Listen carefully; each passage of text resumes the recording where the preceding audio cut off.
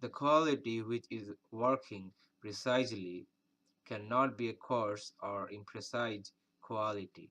So choice B is eliminated.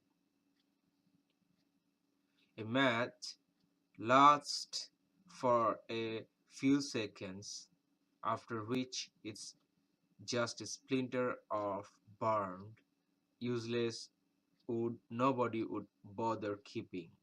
Again, internet makes this disappears not by accident, but because that is how it was designed. A few seconds or uh, and the disappearance both is against the perpetual or everlasting issue because they represent a transient or a temporary state made by ephemeral given as choice A. So choice A fills the blank as a correct answer, and we can eliminate choice D and E. On the other hand, a match lasts a few seconds. This does not show an erupting quality, rather shows an opposite function where erupting choice C means starting and exploding suddenly. So choice C is to be eliminated as well. So the correct answer is choice A.